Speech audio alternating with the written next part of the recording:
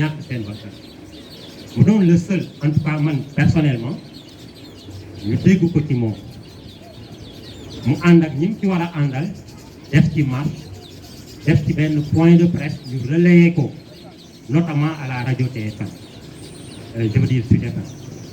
mu def ci benn waxtaan bu am solo yee ci Sénégalais te foofu nag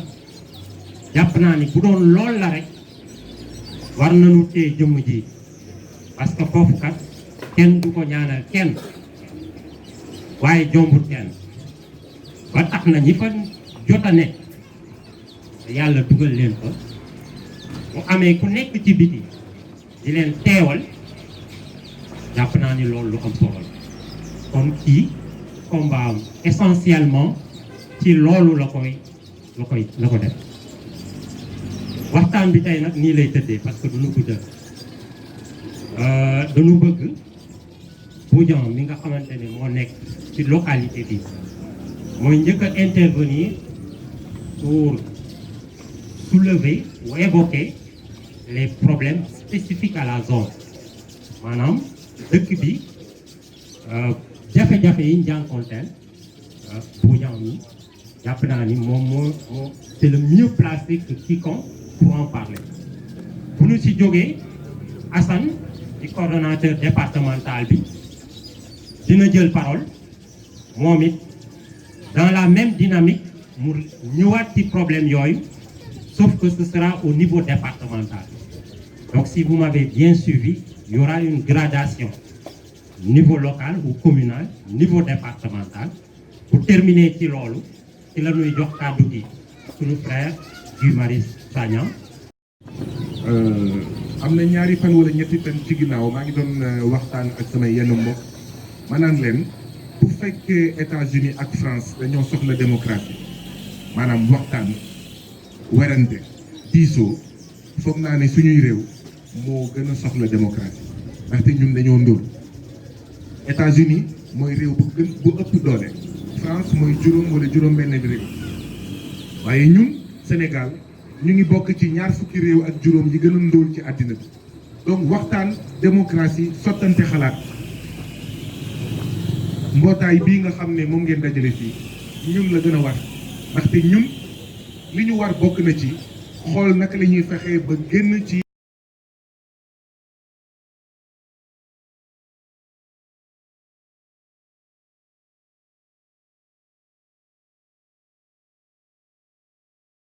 te suñu nekkin dafa métti ndaxte suñu situation dafa métti lii firndeel ne suñu situation métti na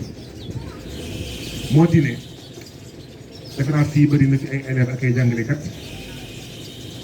ma wax ci seen contrôle ma koy faral di fàttali ren baccalauréat téeméer boo jël juróom benn fukk ak ñaar yi dañoo lajj sur 100 candidats au baccalauréat 62% yi dañoo échoué ñetti at yi ko jiitu téeméeru candidat boo jël juróom benn fukk ak juróom yi dañoo lajj 65% de taux d'échec ñu bokk parti politique ñu ñàkk bokk parti politique ñu naan ñoom ñëpp benn lañu lu ñu mën ci wax situation bi dañu interpellé ndaxte am nañ ay rak ndaxte ay élèves lañu ndaxte am nañ ay doom damay faral di wax ne yenn saa yi dañuy naan on aime nos enfants maanaam dañoo bëgg suñuy doom mais man yenn saa yi damay naan est-ce que bëgg nañ suñuy doom parce que naka la ñu mën a amee école yoo xam ne téeméer boo jël 65 yi échoué au baccalauréat ba pare ñu toog di seetaan ñu toog ne pat ñu toog ne meng jàngalekat yi bu ñuy grève ñu naan jàngalekat yi dañoo soof wala ñu bàyyi leen combat bi ñun ñëpp nag ñu toog fi ñu toog ñu ne nag suñuy doom dañ leen bëgg te suñuy doom nekk école te ñu gis résultat yi 100 candidats bu nekk 65 yi lajj ñu toog di seetaan ñu toog di nelaw ndax am na lu ëpp solo loolu ndax réew mën na génn ci sous-développement mën na jëm ci émergence te du njàng ak xam-xam moo ko ciy yóbbu lan mooy jàng ak xam-xam mooy école temps yi dégg ngeen coow li Sainte Jeanne d'Arc fii Sainte Jeanne d'Arc fële dañuy tere ñii di muuru dañuy tere ñii di muuru mais loolu lu ko fi indi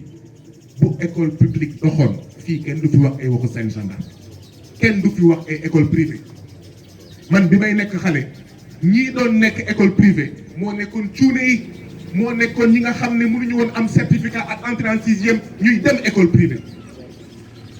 bi may nekk xale école publique nga doon tiitaroo sama doom mu ngi école publique waaye école boobu yàqu na ba 100 candidats bu nekk at bu nekk 65 yi laaj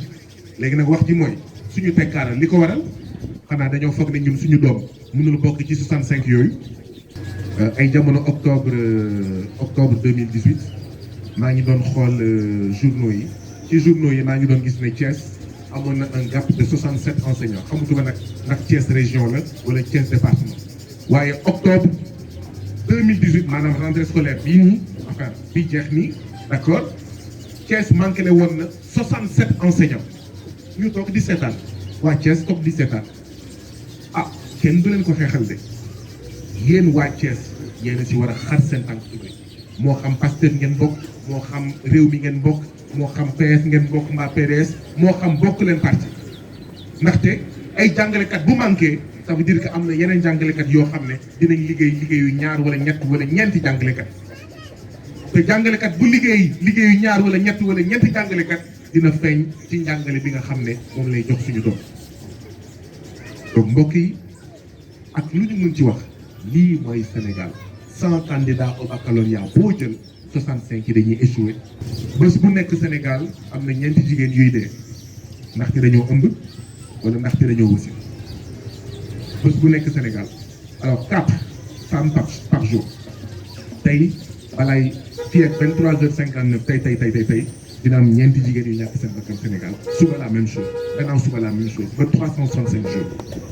4 boo ko multiplié par 100 jours ça te fait 400 boo ko multiplié par 300 ça te fait combien 3 fois 4 12 ça te fait 1200 et cetera voilà bés bu nekk ñeenti jigéen ndax lan amul sage-femme yu doy amul gynécologue yu doy amul infirmier yu doy alors je m'amusais un peu à regarder les chiffres au niveau ci niveau en fait Thiès ñu ngi naan Thiès un médecin pour 20 654 habitants or OMS Organisation mondiale de la santé nee na c'est un médecin pour 10 000 habitants donc mu ngi mel ni Thiès benn médecin mu ngi liggéey pour ñaari médecin benn médecin mu ngi liggéeyu ñaari médecin ba léegi Thiès ñu ne Thiès c'est un poste de santé pour 12 391 habitants norme bi mooy un poste de santé pour 5 000 habitants ñu toog di seetaan ñu toog ne teg waaye wax ji mooy lan moo tax bés bu nekk il y a ñeenti jigéen yuy ñàkk seen bakkan d'une grossesse ou des suites d'une grossesse lan moo tax bés bu nekk Sénégal am na lu mu néew juróom fukki xale de moins de 5 ans yuy gaañu ndax biir bu daw ndax infection respiratoire aiguë infection respiratoire aiguë mooy ay socc ak ñoom seen lan moo tax parce que comme ni ma ko waxee sànq amuñu ay pédiatre yu doy amuñu infirmier yu doy amuñu ay poste de santé yu doy amuñu ay gynécologue yu doy yenn saa yi sax ñu ñuy fay pour ñu votel ñi nga xam ne ñoo ñuy noot ñu ñuy fay di ñu jox ay t-shirt ak ay sandwich pour ñuy votel ñi nga xam ne ñoom ñooy luubal alalu réew mi ba jàngalekat doyul école doyul sage-femme doyul infirmier doyul poste de santé doyul médecin doyul ñu teg ko fan ñu toog di seetaan ñun dañoo ne fekk ñu ngi seetaan Afrique bu mu jaam boobu nooteel boobu di wëy ñuy bàyyi suñu alal ñu koy manque ñuy bàyyi suñu gaz bu nekk Gajaga ñu koy manque suñu wurus bu nekk fële ca Kédougou Sabadola ñu koy manque ñu bàyyi fi as tuut boobu ñi nga xam ne ñun ñoo leen fal te war a nekk suñu ay surga di reeree ginaar di añee ginaar di ndekkee ginaar ñun ñuy añee ndekkee reeree sombi boo xam ne amul suukar lii moo mandargal Sénégal dafa bokk ci réew yi nga xam ne dañ ko nooteel googu mooy yow ñu fal la nga ànd ak ay borom doole yu nekk ci àddina bi sa wurus bu nekk ca Kédougou téeméer boo jël juróom-ñeent fukk ak juróom yi ñu manque ko yóbbu ko bitim réew 5% yi fi des maanaam juróom yi fi des waaw as tuut la ñuy jox population bi beneen as tuut bi ñu jox ko politiciens yi ñu koy séddoo seen biir lii encore mun nga continuer joxe ay misaal lii moo tax effectivement mënuñu am kaaraange gu doy ki jiite police Sénégal moo ne Sénégal mu ngi am 3911 policiers li Sénégal waroon am ci policiers mu ngi toll ci 15000 maanaam junni doomu Sénégal bu nekk war na am benn policier donc bu dee 15 millions de citoyens sénégalais ça fait 15000 policiers minimum mais Sénégal au lieu mu am 15000 policiers mu ngi am 3911 policiers 3911 policiers ban kaaraange la mun indi moo tax ñuy sàcc nag yi ñuy sàcc xar yi di dajji boutique yi di dajji war yi di fekk nit këram di ko rey ñu woo police amuma oto bu doy amuma agent yu doy am naa sax oto waaye yaay fay carburant bi moo tax ñu ne nooteel googu foog ñu jëlee ko fi defe naa loolu bokk na ci li tax waa Pastef woowee seen bopp aji bëgg réew moom la ñuy woowee ci français patriote patriote mooy koo xam ne dafa jiital njëriñu askanam mais pas nangu jiital njëriñu d'accord ñi nekk bitim réew donc moo tax ñun ñu ne dañoo war a am ay femmes ay hommes ay jeunes politiques yoo xam ne dañuy wax mu leer naññ ne ñoom bu ñu faloo dootuñu appliqué ti politique u FMI ak Banque mondiale amul benn réew amul benn économiste bu leen mën a jox benn réew moo xam ne FMI ak Banque mondiale développé nañ ko bien au contraire FMI ak Banque mondiale lu ñu fi nekkee mooy comme lebal nañ la xaalis na nga jaay sa Sonatel nga jaay ko France jënd ko maanaam France États-Unis Japon ñu xëccoo seen biir ku mën sa borom duma France jël Sonatel FMI ak Banque mondiale lu ñu fi nekkee ñu ne la jaayal sa raay bi lu duuf lu baax ci sa réew ñu ne jaay ko privatiser comme ñun ñoo lay lebal xaalis foofu la njaayu ndox bi jóge maanaam ñu jógee SONES ñëw SDE foofu la privatisation SONES jóge foofu la privatisation Société nationale de chemin de fer jóge foofu la privatisation Sonatel jóge ba avant Sonatel nga doon gis ci téléphone yi ci téléphone portable yi nga jékki-jékki commencé aviser wala affaire yooyu nga jékki-jékki commencé gis Orange. aji bëgg réew maanaam patriote du nangu bitim réew di ko jox ay dogal du nangu jiital intérêt multinational intérêt capitaliste bitim réew intérêt askanam moom lay jiite ba nga xam ne FMI ak Banque mondiale li ñu fi nekkee mooy waaw comme dañ lay lebal xaalis ubbil say frontières marchandise u France dugg fi marchandise u États-Unis dugg fi marchandise u Espagne dugg fi mais yow sam réew boo ko defee ab luuma maanaam marché boo xam ne marchandise yu jóge bitim réew yëpp dañuy ñëw dugg mais yow naka ngay jaayee sa soble naka ngay jaayee sa pomme de terre naka ngay jaayee sa dàll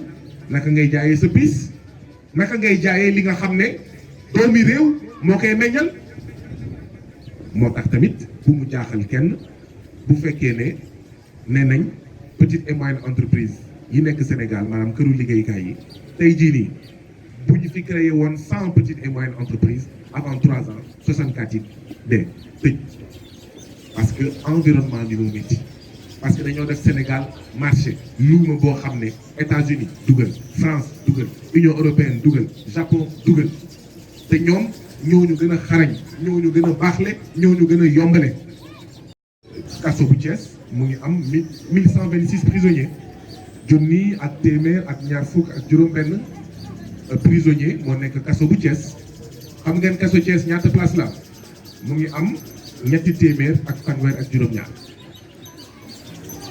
alors 1126 prisonniers naka la ñu nar a séddoowee 337 places te kaso nag jombul kenn wax naa ko waxati naa ko. waaw maa ngi bàyyi Taïb Socé kaso maa ngi bàyyi Adama Gueye kaso maa ngi bàyyi Khalifa Sall kaso wax naa ko barki démb am na benn néeg boo xam ne ci biir Rebeuss chambre 43 ay policiers ay gendarmes maanaam ay forces de défense et de sécurité rek ñoo fa nekk donc kaso jombul kenn imam ma nga fa oustaz ma nga fa. leer na man li ma gënaloon sax mooy nga continuer. tellement que c'est intéressant et c'est très pertinent franchement sa waxtaan li tax muy am solo mooy da ngay gindi nit ñi ci ay fànn yu bari ci ay questions yu bari yoo xamante ni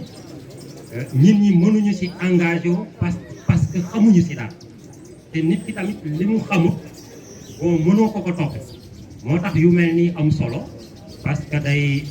leeral nit ki muy gaz bi nga évoqué fii ci village bi Gadiaga muy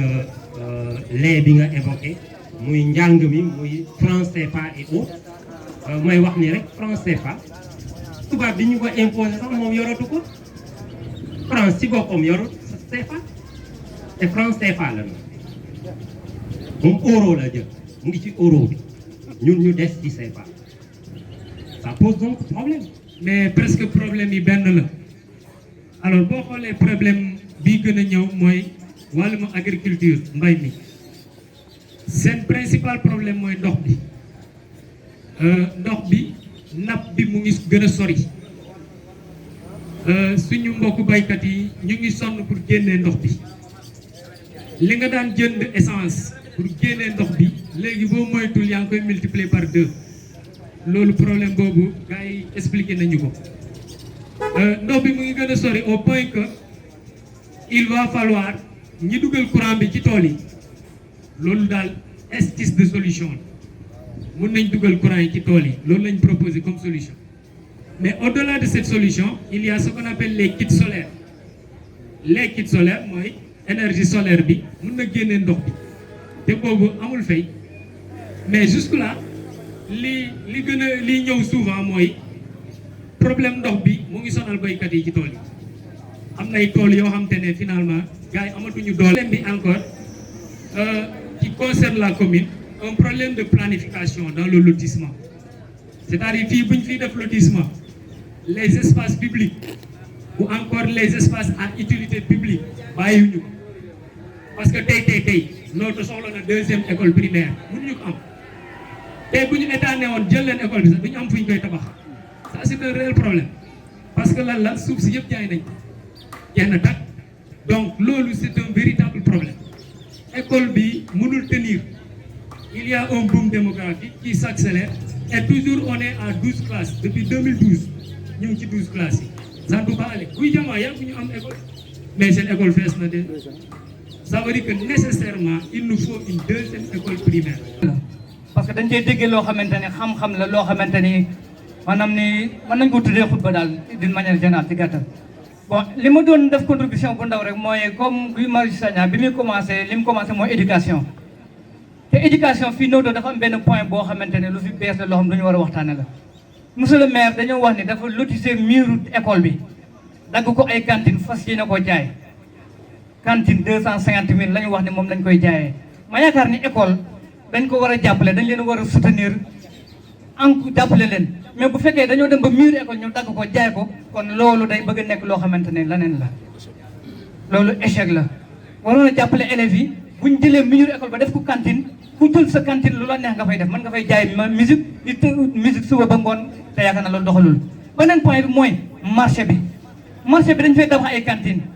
je crois que ay cantine bu ñu ko tabaxee dañ ko war a louer mu nekk loo xam ne day rentabilité à long terme ñuy fay chaque année mois muy dugg ci caisse commune mais moom dafa voté ni daf koy jaay cantine bu ne 4 millions te olof yi dañ ne ko jaay moomatoo te moomul dëkk bi moomul marché bi dañ ko fay dénk te yaakaar naa décembre bi rek la fi waroon a jóge léegi su ko jaayee jël xaalis bi liggéey dem ak moom keneen ku ko fi fekk ku ko doon lan nga fi fekk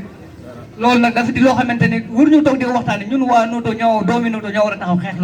loolu nag ma ci lancé appel. Guy Marius Sagna ci teewaayam ci commune Notto Goudiama parce que nekk na nit koo xamante ne si nii bëggoon naa ko rencontrer voilà depuis longtemps parce que yàgg na maa ngi koy suivre ci réseaux sociaux yi mu nekk vraiment une personne battante qui défend les intérêts de la nation voilà. Tout d'abord, une question, monsieur Guy Marius Sagna. Comme vous l'avez si bien dit, vous avez parlé d'un Gadiaga, il y a une usine là-bas. Et ici, à Notto Goudiama, il y a des techniciens, il y a des ingénieurs. Et nous, moi en tant qu'étudiant, je vais bientôt avoir, je peux dire,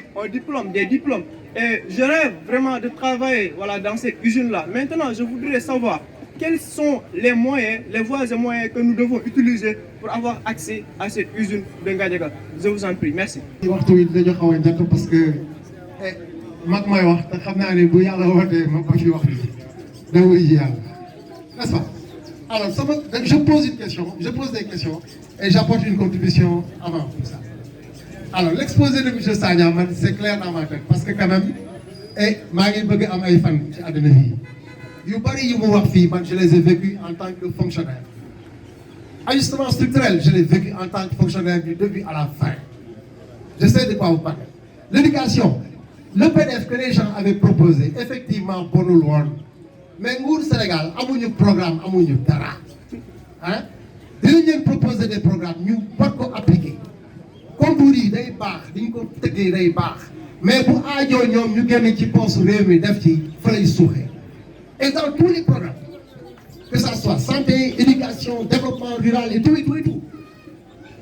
Moi, je ne peux pas comprendre, comme vous avez dit, Pognon, les problèmes que vous avez expliqués. Moi, je me rappelle en son temps, une réunion, un conseil de ministres où il avait été voté 7 milliards pour des trucs, des magasins de stockage frigorifiques. Dont un à Noto, Bernibi à Djono, Bernibi à Dam. Bon, moi, j'étais sur la table puisque je suis en campagne.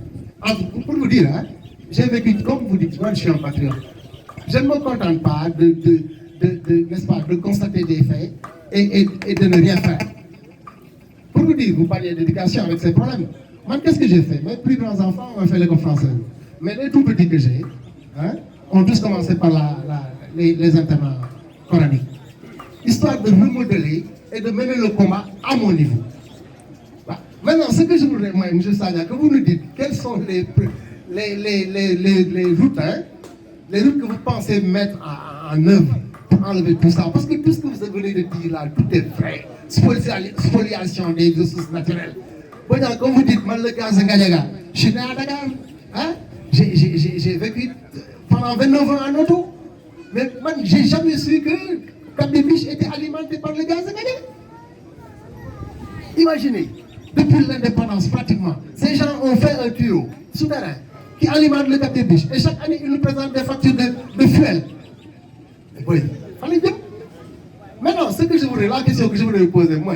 quelles sont les formes de lutte que vous préconisez, Nini Diapoutikwa? D'abord, remerciement lay doon parce que c'est une première. Ñu gis activiste bu mel ni Guy Marius Sagna ñëw fii nii ci suñu gox muy zone des Niayes parce que mënuñu wax zone des Niayes génne ci Noto mënul nekk. Aussi zone la boo xamante ni potentialité yi bëri na wax nañ ko muy lu jëm ci wàllu industrie extractive wàllu zircon et cetera bëri na gaz et tout mais man je crois que ni le mal est profond. Il nous faut un renversement du renversement maanaam li ñu màbbal nañ ko màbbalaat lan nañ màbbal mooy que ne population bi xamul sax li mu am xamul alalam mooy lan ressources naturelles yi nga xamante ni ñun ci lañ yaakaaree dundee pour développement mën a am mais aussi suñu njaboot parce que damay jël exemple États-Unis d'Amérique entre attentat yi fa amoon World Trade Center bi mu amee biñ ko daaneelee nga xamante ni dem na ba yenn essence ak yooyu noonu manqué le président de l'époque il fa nekkoon George Bush dafa bëggoon ñu daal di exploiter yenn ressources yi fa nekkoon pour que askan bi mën a deñ ci guuta boobu mais bi mu ko dugalee ci Sénat dañoo bañ parce que xam nañ ni ñi ngi sóoraale seen doom yi nga xamante ni màggaguñ wala génération future et tout bon moi Yewwi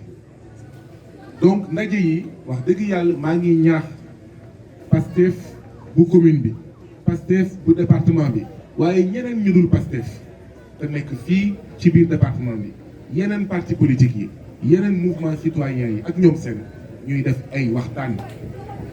ñuy def ay sensibilisation ndaxte ci biir waxtaan boobu ci biir sensibilisation yooyu ci façon yu mel nii la lu niroog dëgg mën a feeñ waxtaan bi bu fi amul woon xëy na du am kenn ku lancé appel waa Pastef ne leen gars yi est-ce que du ñuy jóg pour xool nu ñuy fexe ba jafe-jafe bi dem lijjanti ko donc li kenn mën ñaaru ko dàkk li fukk mën téeméeru ko dàkk dëgg la mbir mi yombul ndaxte ñi nga xam ne xëy na ñoom ngànk réew mi ñoom xëy na seen bakkan lañ ci teg waaye ñoom bu dee xar kanamu Sénégal bii mu nekk ñoom seen njëriñ seen bakkan lañ ci teg ñun war nañu ko jaral lu ko raw lu ko ëpp ndaxte ñun itam dañoo am ay doom ñun suñu jabar fii la ñuy wasin suñu doom école publique la ñuy jàngee ñun bu ñu feebaree fii la ñuy fajoo ñoom bu ñu feebaree fee la ñuy fajoo donc ñun dañoo am intérêt suñu hôpital yi dox ndaxte suñu hôpital bu doxulee ah kan moo ñuy wàllu. falee conseiller municipal boo ko falee tey yow askan wi mënatoo ci moom dara lu dul xaaraat fii ak juróomi ak prochaine élection loolu démocratie la boo falee député mënatoo ci moom dara lu dul xaar prochaine élection xool ndax da nga koy folli wala da nga koy falaat